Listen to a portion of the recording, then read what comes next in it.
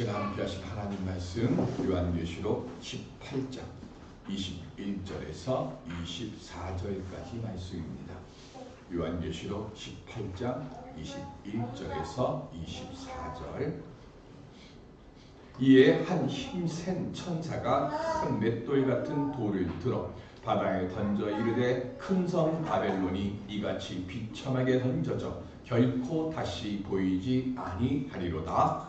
또 번곳하는 자와 분유하는 자와 충소 부는 자와 닭발 부는 자들의 소리가 결코 다시 내 안에서 들리지 아니하고 어떠한 제공업자든지 결코 다시 내 안에서 보이지 아니하고 또 맷돌 소리가 결코 다시 내 안에서 들리지 아니하고 등불빛이 결코 다시 내 안에서 비치지 아니하고 신랑과 신부의 음성이 결코 다시 내 안에서 들리지 아니하리로다. 너희 상인들은 땅의 왕족들이라.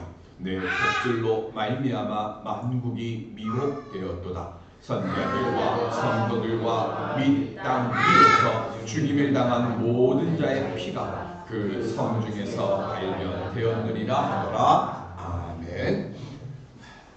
진심으로 주님을 가까이 하는 성도되고 주님 기뻐하시는 자리를 지켜가서 주께서 주시고자 하시는 귀한 은혜의 영광들 그리고 복들을 받아 누리는 우리 모두가 될 수 있기를 주님의 이름으로 축원드립니다. 예레미야 35장에 보면 레갑 사람들에 대한 이야기가 나옵니다.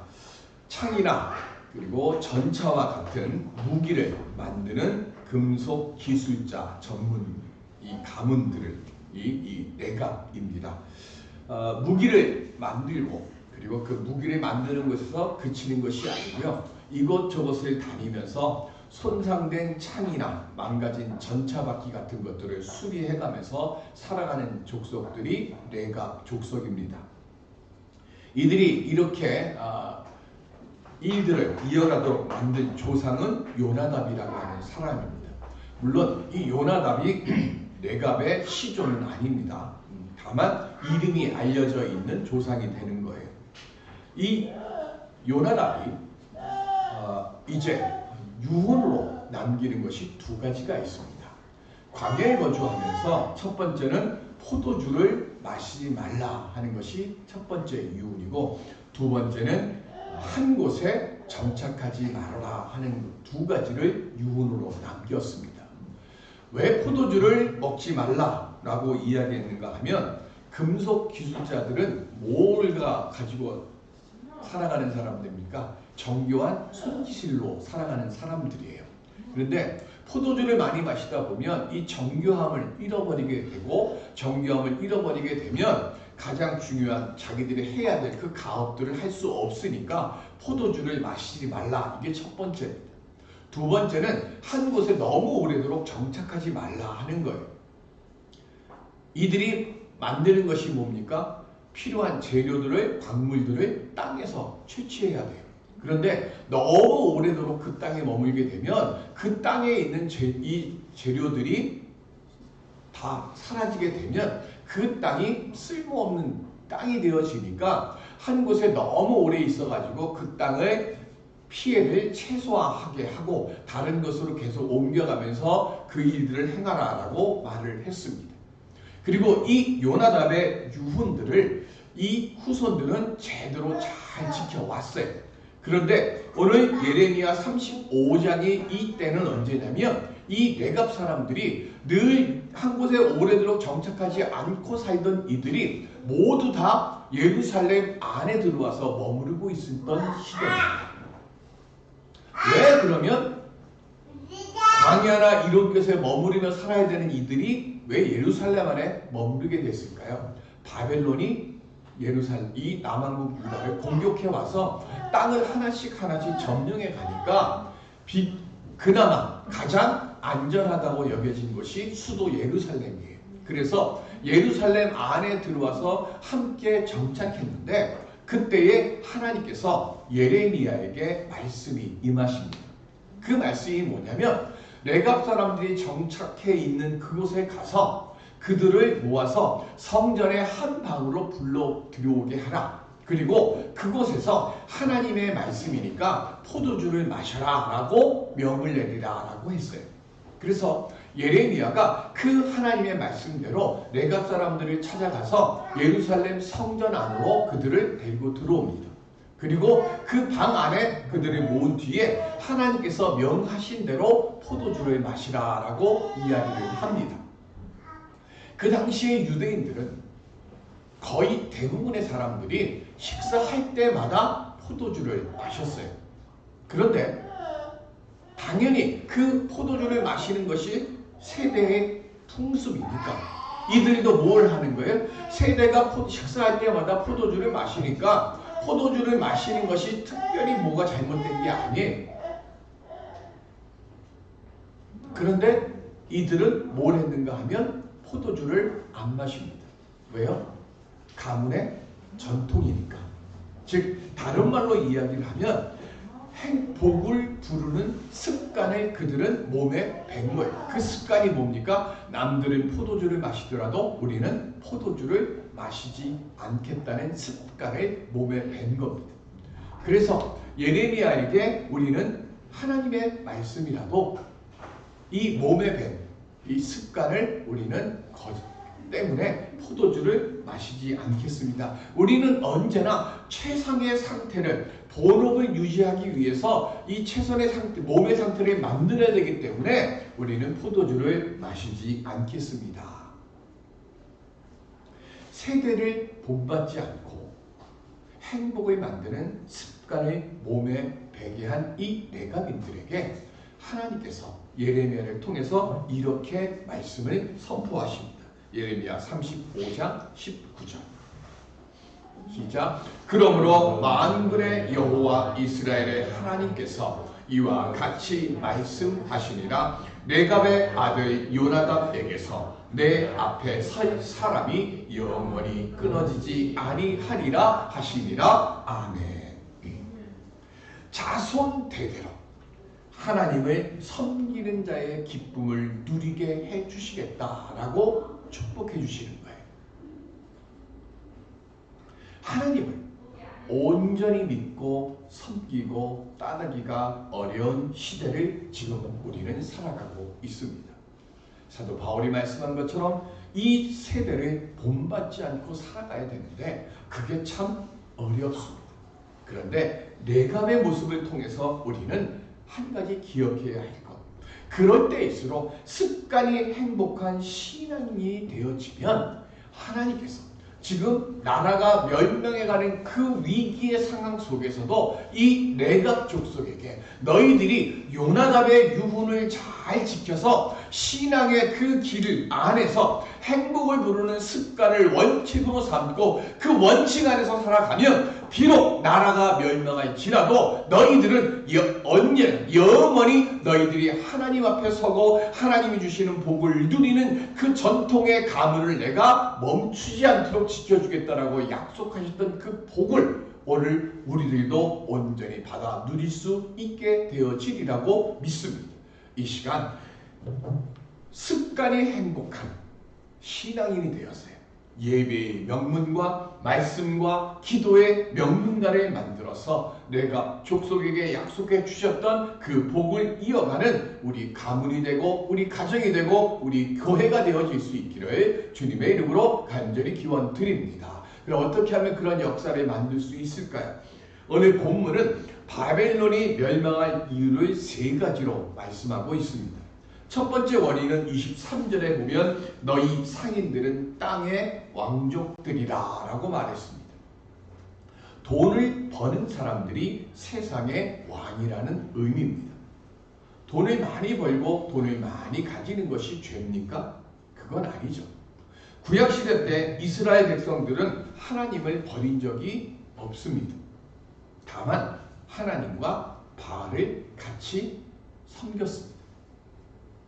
필리핀에 가보면 그 집으로 이렇게 들어가는 입구에 보면 조각상들이 한 20몇 개가 그 위에 쭉 있어요. 그 안에 보면 마리아도 있고요, 예수님도 있고 그들이 믿는 분 이런 게 있어요. 그렇게 모시는 것처럼 하나님도 그냥 수많은 신 중에 하나, 복 주면 그거로 감사, 땡큐 이런 게 동남아시아 사람들에게 다 있거든. 어쩌면 우리도 그렇게 하나님을 혹시 믿고 있지는 않은가? 우린 그걸 돌이켜봐야 되겠죠.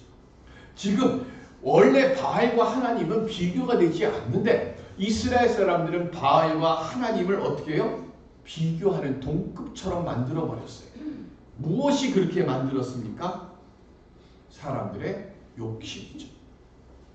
그 욕심이 이스라엘 사람들은 바알은 바알이고 하나님은 하나님이에요. 내 상황에 따라서 내게 복 주고 내 상황에 따라서 내게 좋은 것을 주면 그분이 뭐예요? 참신이고 참 하나님이라고 생각하는 거예요. 그래서 그 모습을 보고 이제는 더 이상 이러면 안 되겠다. 그래서 엘리야가 갈멜산에 올라가서 누가 참신인지를 백성들에게 알게 하려고 불을 내리는 결투를 한 겁니다. 그리고 그것을 지금 예수님은 이렇게 말씀하십니다. 마태복음 6장 24절 시작. 한 사람이 두 주인을 섬기지 못할 것이니 혹 이를 미워하고 저를 사랑하거나 혹 이를 중히 여기고 저를 경히 여김이라. 너희가 하나님과 재물을 겸하여 섬기지 못하느니라. 아멘. 예수님은요 바알 대신에 뭘 한 거예요? 구약시대 때는 화폐경제 시대가 아니었어요. 그렇기 때문에 돈, 재물이 이 하나님과 대적한 것이 아니라 복을 주는 풍요의 신인 바알을 대적을 한 거고, 신약시대에 오면 이때는 화폐경제시대이기 때문에 지금 바알 대신에 뭐가 들어간 거예요? 돈, 재물이 들어가는 거예요. 이 돈, 재물을 헬라어로 뭐라고 얘기하는가 하면 맘모나스라고 합니다. 이 맘모나스에서 무슨 말이 나왔는가 하면 만몬이 나왔습니다. 만몬의 뜻이 뭐냐면 돈의 신, 재물의 신이에요. 그러니까 돈이 뭐가 되는 거예요? 신이 되는 거예요. 돈을 신의 자리에 누가 올려놨습니까? 우리가 올려놓은 거죠. 우리 자본주의를 영어로 캐피탈리즘이라고 합니다. 캐피탈이라고 하는 말의 원뜻은 으뜸이라는 뜻이 원래 있어요. 그리고 자본이라고 하는 뜻이 있고 기본이라는 뜻이 있습니다. 그래서 캐피탈 하면 자본주의는 돈을 으뜸으로 여기는 사상이라는 뜻입니다.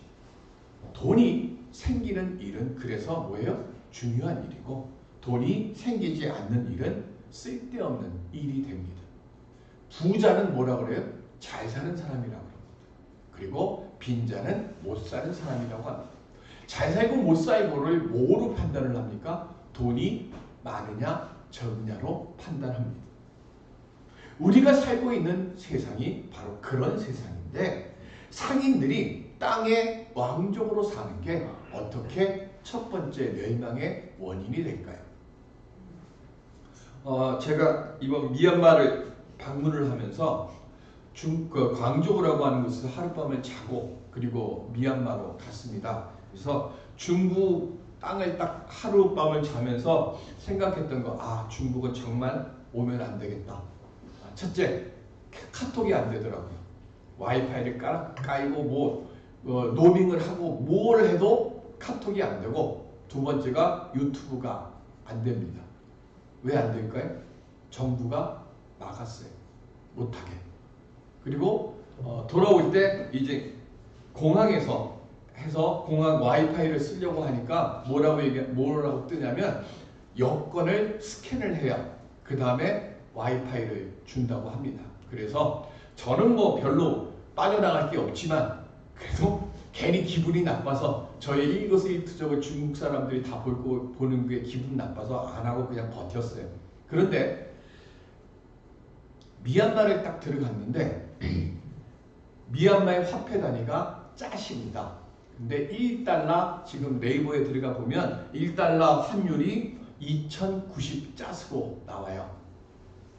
근데 지금 거기에 그 한인 선교사가 있는데, 저희가 간 곳이 양곤인데 원래는 양곤에서 타한이라고 하는 곳으로 들어가야 되는데 거기가 지금 전쟁이 심해서 저희가 들어가지는 못해서 타한에 있는 현지 목회자들을 양곤으로 오라고 해서 거기서 저희가 선교비를 전달하고 회의를 하고 이렇게 하는데, 그 양곤이라고 하는 곳에 있는 우리 한인 선교사가 달러를 자기를 달래요. 그러면 그걸 가지고 암거래상에 가면 4,100에서 4,200잣을 바꾼다고 합니다. 그 얼마 차이가 나죠? 거의 2배죠. 원래 우리 1달러가 1,400 만약에 50원이다 이러면 팔 때는 어떻게 돼요? 한 1,430원쯤 될 거고 살 때는 1,470원쯤 됩니다. 그죠? 그 이득을 은행이 남기는 거예요. 근데 미얀마는 1달러를 하는데 2,090잣인데 그러면 현지 시장에서는 4,100에서 4,200잣이에요. 그럼 그 남은 차익이 얼마가 될까요? 2배가 되잖아요. 그 돈을 누가 가지고 갈까요? 군부가 가지고 가요. 그리고 돈이 외국에서 달러가 딱 들어오면 가서 달러를 달라고 하면 돈을 못 받아요. 달러를 잣으로 바꾸려고 하면 허가증을 또 발급받아야 돼요.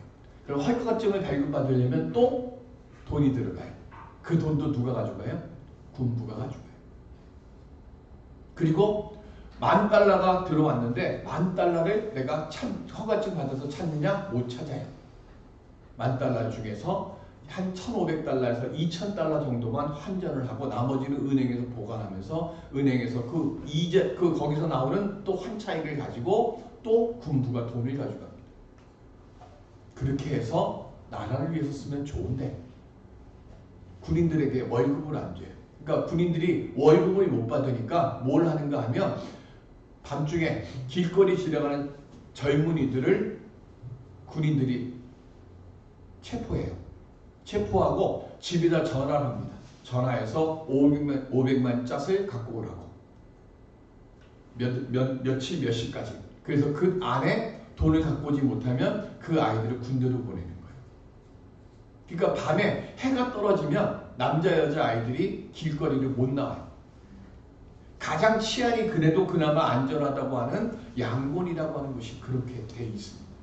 외국인들이야 뭐 문제가 없는데 그 자국인들은 지금 그 정도로 심각한 거예요.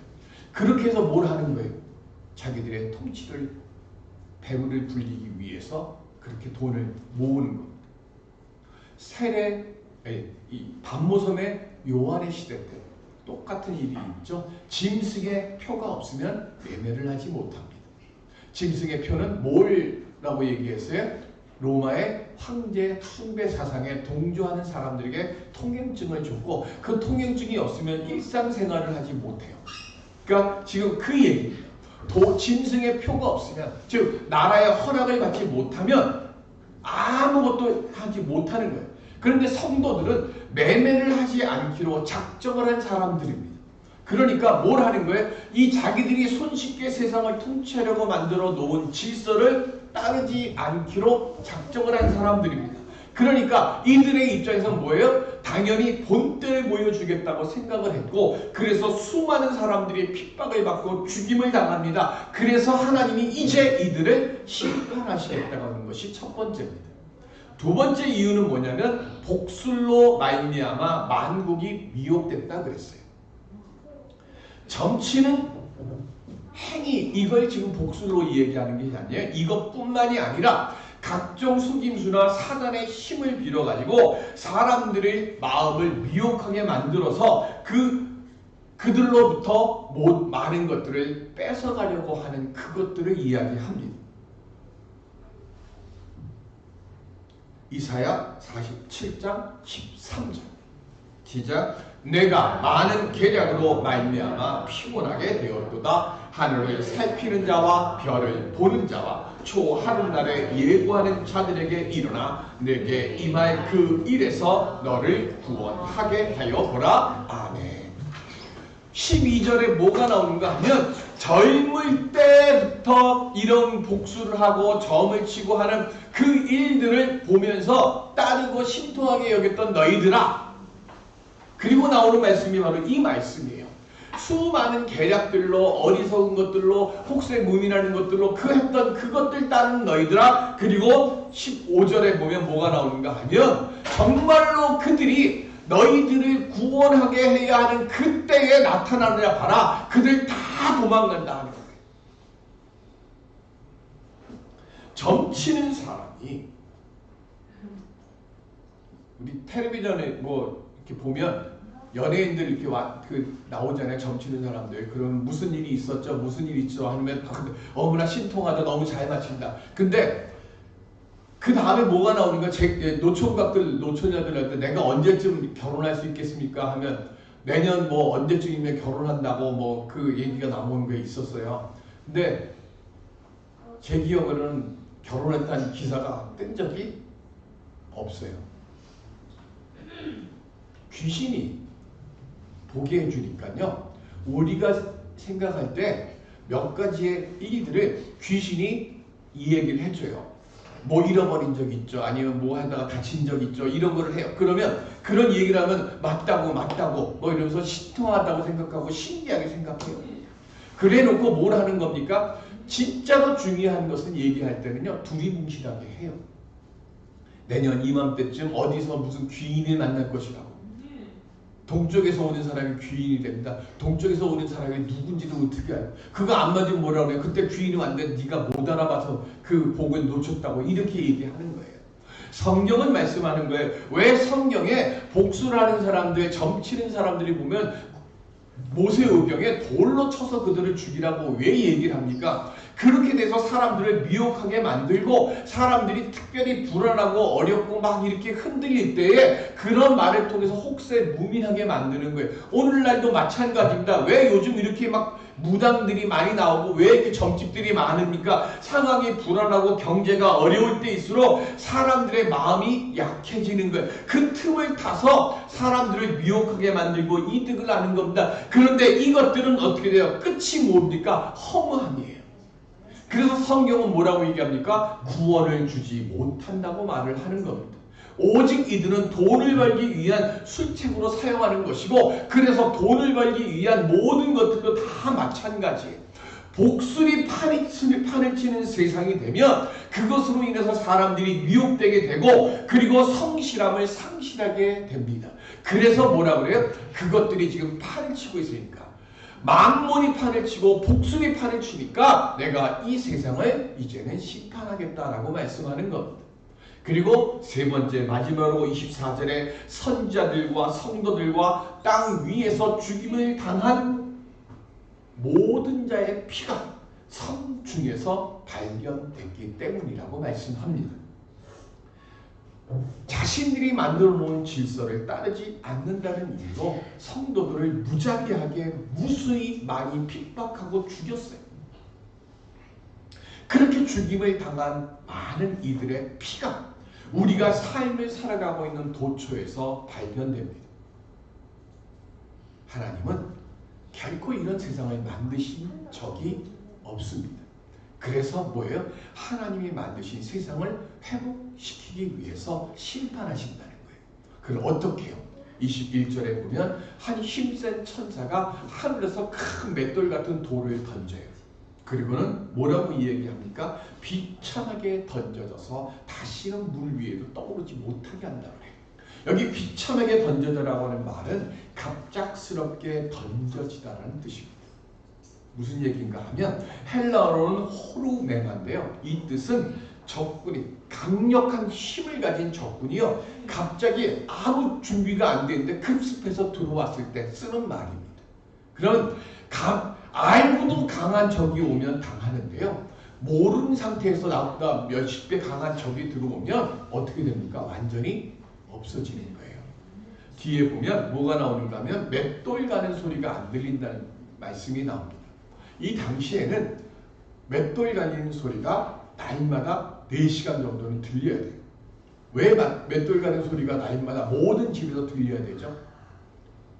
하루에 필요한 밀가루나 보리가루를 만들기 위해서는 맷돌을 3시간에서 4시간 동안 갈아야 3식구, 4식구가 먹을 양의 밀가루가 만들어지고 보리가루가 만들어지는 거예요. 그런데 그 맷돌 소리가 들리지 않고 등불의 빛이 비치지 않는다는 겁니다. 무슨 얘기입니까? 그 도시는 폐허가 된다는 겁니다. 하나님께서 이렇게 바벨론을 심판하셔서 이 바벨론이 바닷물 속에 잠겨서 버리는 그 맷돌처럼 영원히 다시 떠오르지 못하게 만드신다는 거예요. 그때 우리는 어느 자리에 있을 겁니까? 전남 영광에 영산교회라는 교회가 있습니다. 1947년에 세워졌어요. 그런데 한국전쟁이 일어났습니다. 그리고 이 한국전쟁 때 교인의 3분의 2가 순교를 당합니다. 죽창에 찔려 죽고 물속에 던져져서 물속에 수장되는데요. 그냥 물속에 던진 게 아니라 목에다가 큰 돌을 묶어가지고 떠오르지 못하도록 해서 물속으로 집어 던졌어요. 그리고 땅을 파게 만들고 땅 위에다가 흙을 덮어서 생매장을 했습니다. 그런데 그 모습을 멀리서 교인이 아닌 그 마을 주민이 본 거예요. 주민들이. 그런데 그 주민들이 땅을 파면서 그리고 죽창에 찔리면서 목에 돌이 들리면서 있는 그 순간에 비명을 지르거나 한숨을 쉬거나 살려달라고 외친 게 아니라 그들은 내 주를 가까이 하게 함은이라고 하는 찬송을 죽는 마지막 그 순간까지 불렀다고 합니다. 전쟁이 끝났습니다. 남은 3분의 1의 교인들이 영산교회에 모여서 예배를 드리는데 차마 내 주를 가까이 하게 함은 찬송을 부를 수가 없었답니다. 그래서 그들은 그 찬송가 대신에 환난과 핍박 중에도 성도는 신앙 지켰네 그 찬송을 불렀다고 합니다. 순교한 교인들은 대부분 다 예수를 영접한 지 3년이 채 되지 않았던 교인들입니다.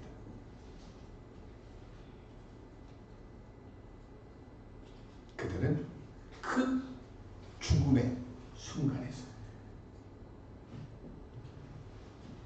3년도 안 된 믿음을 가진 그들이요 순교의 그 자리를 지키면서 내 주를 가까이 하게 함은 찬송을 부르는 그 모습과 우리도 이따가 황질송으로 이 내 주를 가까이 하게 함은 찬송을 부를 건데 그 마음이 똑같을까요? 우리는 예배 시간에 부르는 찬송 속에 우리는 얼마나 깊은 신앙의 고백과 다짐을 담아서 우리는 찬송을 부르고 있습니까? 내 주를 가까이 하게 함은 그 찬송을 부르면서 주님 세상에서 어떤 시련과 고난이 와도 이 믿음 가지고 싸울 수 있는 힘과 능력과 용기를 제게 던지펴 주시옵소서. 그렇게 찬송을 불러도 막상 그 찬송의 능력과 소망을 가지고 세상에서 살아가려고 하면 그것이 흔들릴 때가 얼마나 많습니까? 환난과 핍박 중에도 성도는 신앙 지켰네 그 찬송을 부르면서 주님 핍박을 당하고 고난을 당하고 고통을 당해도 나는 오직 우리 주 예수 그리스도만 바라보며 세상의 이 만몬과 싸우겠습니다. 우리의 다짐하며 불러도 세상에서 정말로 그 찬송을 부르며 싸워야 할 때 우리는 스스로 무장해제를 할 때는 또한 없었습니까? 예배 때 고백하는 그 심령으로 내 주를 가까이 하게 함은 우리 그 믿음의 고백이 세상의 시련과 유혹 와도 주여 나를 지키는 기본이 되게 해 주옵시고 세상에서 내 스스로를 믿음의 레갑의 가문처럼 만들어갈 수 있는 하나님 믿음의 그 터를 공고히 만드는 그 역사를 이 예배에 드리는 시간에 이 찬송으로 고백하는 시간에 주님 제게 굳건히 뿌리내릴 수 있게 해 주옵소서. 우리가 그렇게 믿음으로 고백하며 찬송하며 기도해야 되지 않겠습니까? 믿음으로 살아가고 싶어요? 그런데 내 인생을 살아가면서 부딪히는 많은 문제들이 있을 때 우리는 자꾸 넘어집니다. 그 문제 해결을 위해서 분명히 기도해야죠. 그런데 거기에 우리는 한 가지가 더 덧입혀져야 됩니다. 뭐냐면 그 문제를 해결하기 위해서 내가 하나님 앞에 기도하는 그 순간에 주님, 이 문제 속에서 내 삶 속에서 주님을 보여드릴 수 있는 삶이 될 수 있도록 이 시련과 고난과 핍박과 어려움과 질병과의 싸움 속에서 제가 스스로 무너지지 않게 하시고 제가 먼저 넘어지지 않게 하여 주시고 주님이 나와 함께하고 계심을 보여줄 수 있도록 제 스스로를 지켜가고 주의 말씀을 붙잡는 믿음으로 살 수 있게 주여 저의 가정을 지켜주시고 제 자녀를 지켜주시고 제 자신을 지켜주시옵소서. 우리는 그렇게 믿음으로 기도하며 문제와 싸우고 질병과 싸우고 그리고 환난과 싸워야 할 줄로 믿습니다. 우리가 그 믿음으로 나아갈 때에 바벨론이 침몰해 갈 때 주님과 함께 찬송하는 자리에 온전히 서게 될 줄로 믿습니다. 요나답은 레갑 족속의 시조가 아니에요. 그런데 예레미야에게 하나님께서 축복해 주실 때 요나답의 후손이라고 얘기를 합니다. 그 이야기는 바꿔서 얘기하면 우리들이 모두 다 요나답과 같은 믿음의 자리에 설 수 있다는 거예요. 이 시간 우리를 통해서 레갑 족속이 요나답의 후손들로 변해진 것처럼 우리의 이름 뒤에 우리의 가문이 우리의 가정이 요나답의 후손이라고 칭함을 받은 것처럼 그런 믿음의 삶을 믿음의 걸음을 걸어갈 수 있는 시련과 역경과 그리고 모든 어려움을 이겨가는 믿음의 복되고 선한 가문을 만들어가는 우리 모두가 될 수 있기를 주님의 이름으로 축원드립니다. 은혜의 아버지 하나님, 절망하고 낙심하고 또한 상황을 볼 때마다 아버지 하나님 한없이 부끄러운 저희들입니다. 주여, 그럼에도 불구하고 이 시간 저희들을 요나답처럼 사용해 주시려고 이 자리에 부른 줄을 믿사옵나니 주여 믿음으로 시련을 이기게 하여 주옵시고 이 질병과 이 물질의 궁핍함과 또한 어려움 속에서 오직 주만 바라보는 그 믿음 속에서 그 시련과 역경을 통하여 하나님의 살아계심을 증거할 수 있는 하나님의 복된 자들 되게 하여 주시옵소서. 감사하며 예수 그리스도의 이름으로 기도드립니다. 아멘.